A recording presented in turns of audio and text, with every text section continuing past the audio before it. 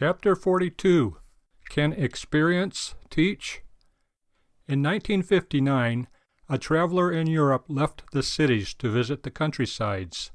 He found, as he spent a little time in one village, that the farm population had declined steadily. The local pastor told him, "If our community continues to decrease at the present rate, this valley will be completely uninhabited by the next generation." The city population in that country had grown rapidly. The farm population had declined steadily. Why? The problem was the ancient customs and laws of inheritance, which were steadily destroying ownership. Some farmers owned only 1/8 or 1/16 of their farms. 3 married sisters in the valley each owned 1/3 of their father's kitchen, although they no longer lived there. Another woman slept in one house, had inherited the right to meals in a second, and the right to warm herself on the bench near the stove in a third house. The net result of these laws was that private ownership of land was virtually destroyed.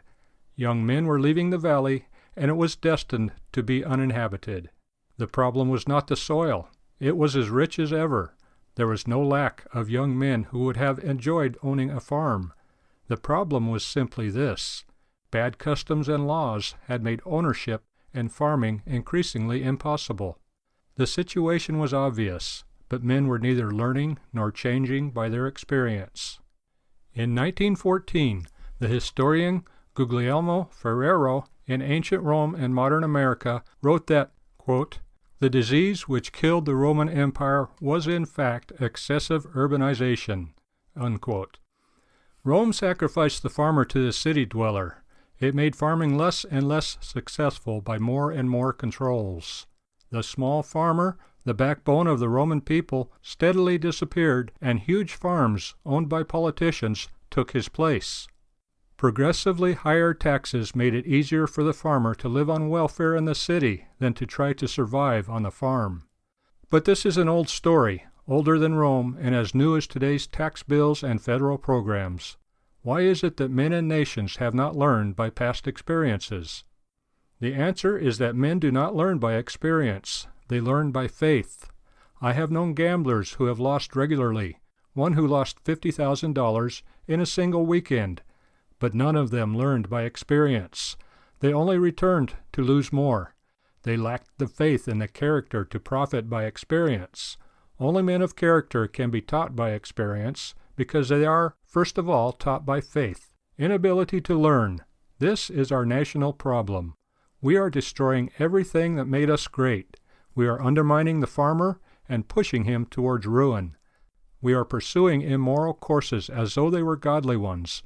And like a gambler, the more foolish we become, the more we persuade ourselves that our course of action will make us a winner. That valley in Europe, with its lush green meadows and rich farms, will in not too many years be without people. Beautiful old homes, some many generations old, will stand empty if a change is not made. And if a change is not made, they will deserve the death and decay which the countryside and nation will experience. In America, too, dangerous signs are apparent. Moral decay is everywhere in evidence. The cities grow in terms of easy credit, and the farms are steadily facing troubles. Men will not change without faith, and faith cometh by hearing, and hearing by the word of God. Romans 10:17. The word of God must be proclaimed, and it must be studied. Then men can learn by experience.